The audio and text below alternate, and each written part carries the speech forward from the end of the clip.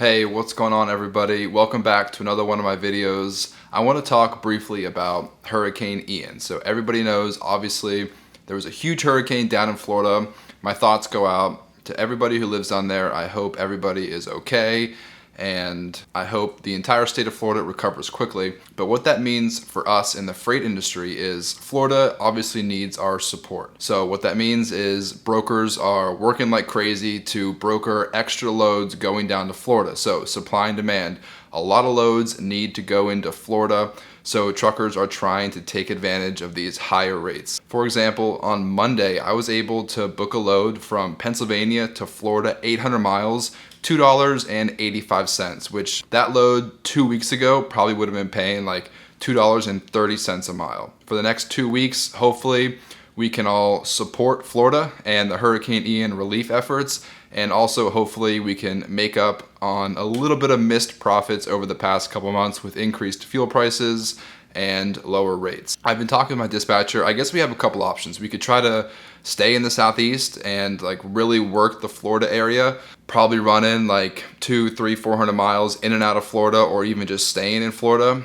I don't really want to do that though, because I'm a little bit concerned about traffic and the condition of the roads, and also the shippers and receivers. Like right now I just have one truck and one driver. I really don't want my one truck and one driver to potentially get stuck at a shipper or receiver down in Florida that is working 24/7 and potentially backed up. So our hope is that if rates increase going down to Florida, hopefully more truckers go down to Florida, which means there's fewer truckers in the Midwest. Hopefully rates increase a little bit in the Midwest. So we took one load from PA down to Florida, but we're probably gonna go back to the Midwest and hope that rates increase for the next 2 weeks all over the country to reflect what's going on down in Florida. In my most recent video, I talked about I might be quitting, and that's still seriously on the table.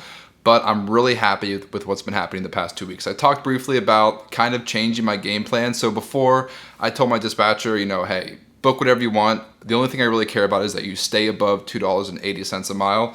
I've kind of changed that because what was happening, my dispatcher was booking too many loads that were like 200 or 300 miles, and my driver just wasn't getting enough miles, and my truck wasn't earning enough top line revenue to make sense for all the fixed expenses. So I told my dispatcher, I care about the rate per mile, but I care more about the total miles. So what I told him is book nothing less than 400 miles. He's done a great job over the past 2 weeks. All of my loads have been 400 miles or more. My driver's been getting more miles, so my driver's getting paid more, and my driver's spending less time at the shipper and the receiver because these 400, 500, 600 mile loads are taking a whole day, sometimes a day and a half. So my driver's getting paid more, my truck is earning more top line revenue, and I'm wasting less time getting loaded and unloaded. So it's working really well, and also my rate per mile hasn't really dipped down at all in the past 2 weeks. We've been staying right around $2.70, $2.80 a mile. Like the difference in revenue for my truck between 2,500 miles and 2,000 miles is exponential. When I say revenue, I didn't mean revenue, I meant net profit. So the net income for my truck on a weekly basis, the difference between 2,500 miles and 2,000 miles is double. So my net profit from 2,000 miles might be like $400 a week. And then if my driver can drive 2,000, just an extra 500 miles, my net profit could go potentially from, just for example, $400 that week, double to $800 that week. So that's why I'm really stressing that my dispatcher book these longer loads to get my driver more miles so we can have more top line revenue, and my driver's happier, he's making more money. So hopefully these increased rates with Hurricane Ian relief help us coast right into peak season, and then hopefully we can finish out this year strong. I've been talking about my staffing agency all year. I paid them $14,000 and they got me a really good driver. I'm happy with them helping me get started, but I just spoke with my driver and this is excellent news. He plans on staying with me and he's gonna transition to being my employee, no longer working for the staffing agency. So in 2 weeks, October 17th is the first official day my driver is working for me. I'm going to save $500, $600, $700 per week in staffing agency fees, and they upcharged me a little bit extra on the payroll expense and the workers' comp. So I'm gonna be saving a lot of money. So this is really, really good news. So hopefully changing up the loads we're booking, peak season, Hurricane Ian relief, and cutting out the staffing agency, I am hoping to finally be profitable. One thing I am going to try out is, assuming everything goes smoothly in October, November, and December, starting in January.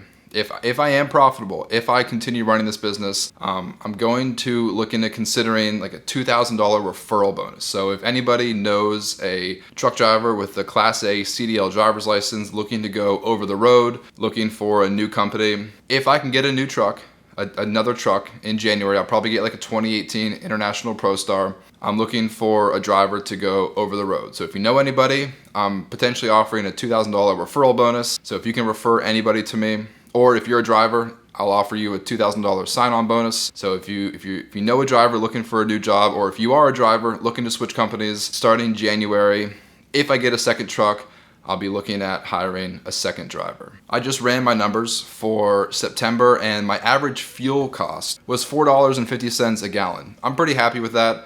I cannot believe back in May, June, July, it was like $6 a gallon. Hopefully fuel prices continue to drop. $4.50 a gallon is still up 90 cents from where it was a year ago, but $4.50, I'm okay with that. The one thing I will encourage you to do is recalculate your cost per mile, especially with tolls and fuel prices and maintenance and repairs. I would definitely recommend you all recalculate your cost per mile, see how much it truly costs to run your truck. In the description below, I'm pretty sure I have like a cost per mile calculator. If you've been watching my videos for a while now, you know I preach and I harp on cost per mile. I think it's so important because I think so many drivers and owner operators don't really understand truly their cost per mile. I know a lot of guys do, but I've talked to some people that don't really understand it. So if you go to my website, harrisburgbookkeeping.com/store, I think it's like $5, so you can get an Excel worksheet and you just punch in your numbers. It's like how much your weekly revenue, how much your truck costs per month, how much you pay for insurance, how much you pay your driver, your factoring fee, your dispatch fee, your maintenance expense, your tolls, and like your miscellaneous overhead. You just need to know those numbers, plug it into the calculator, and it calculates your cost per mile for you. And what you do with that cost per mile is then you talk to the broker or your dispatcher, and you know in the back of your mind, okay, it's costing me $2.20 to run my truck. So no matter what, I cannot take a load paying less than $2.20. So as long as you manage your day-to-day numbers like that, you can be confident that on a weekly, monthly, annual basis, you'll be profitable. So with my driver switching over to working for me instead of the staffing agency, now I am in charge of the consortium and the drug testing. So I reached out to like a compliance agency, and I think for $150 a year per driver, they offered to handle my consortium for me. I don't really know if that's a good deal or not. It seems like $150 is really not a big deal. Maybe I could do it on my own. Maybe after the first year, maybe I'll learn. Maybe I'll get some feedback from you guys. Maybe I'll do it on my own next year. But one time, $150 for the consortium. That's like the random drug testing throughout the year. It doesn't seem like a bad deal. And the thing I learned though is that if it's your first time, if it's your first driver, if you're the driver, or if you're hiring a driver with a CDL, you need to register on the FMCSA portal. So if you don't know your user ID and your password, I definitely recommend log in today or register today and try to figure out your username and password, because you're gonna need to log in and you're going to need to submit a query for your new driver. I don't really know all the details behind it, but I think it like pulls your driver's drug testing history, and if they've ever failed a drug test, if anything's ever happened with that. So I think you need to do that like before you hire somebody. So you need to run a query on that person, and it's like $1.25 per query, but you can only do it, from what I understand, directly through the FMCSA portal. So you have to log in there, you have to run a query, submit it with your driver, and then once you get those results, then you send them off to a pre-employment drug test. I think my compliance agency charges $40 for every drug test. So you send them off to get a pre-employment drug test. You get those results, they're good. That's all you need to do.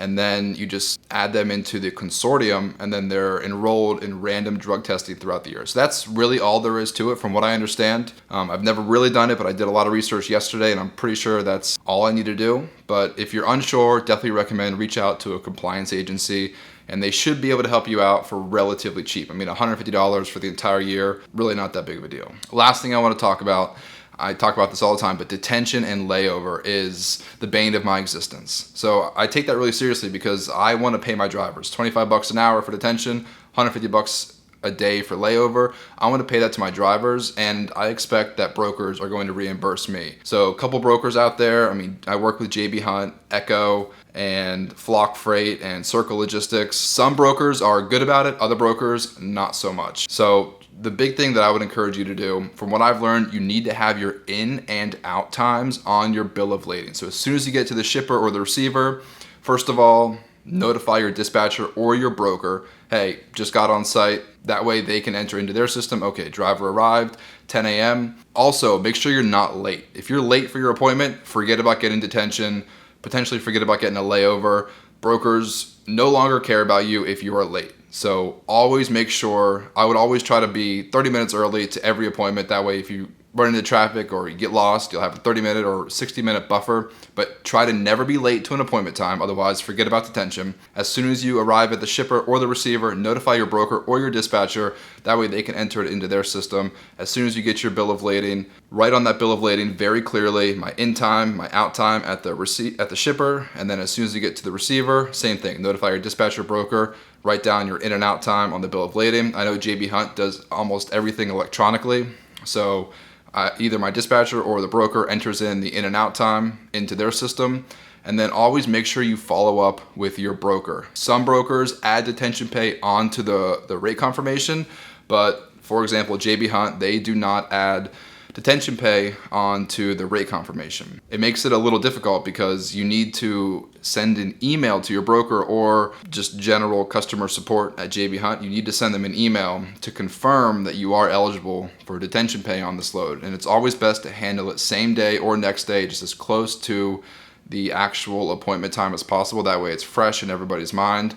But I do know for a fact that for the layover, every broker I've worked with always adds the layover directly onto the rate confirmation. So I know that's very specific. If you're an owner-operator, you know exactly what I'm talking about. If you're thinking about getting into the trucking industry, make sure your dispatcher or your broker understands how detention pay and layovers work.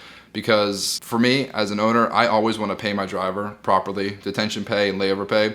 So I'm going to make sure I'm getting reimbursed for that by the broker. I don't want to keep shelling out $150 for layover, $50, $75, $100 for the detention pay and not getting reimbursed. So I want to take care of my drivers, so I got to make sure that the brokers are reimbursing me for detention and layover.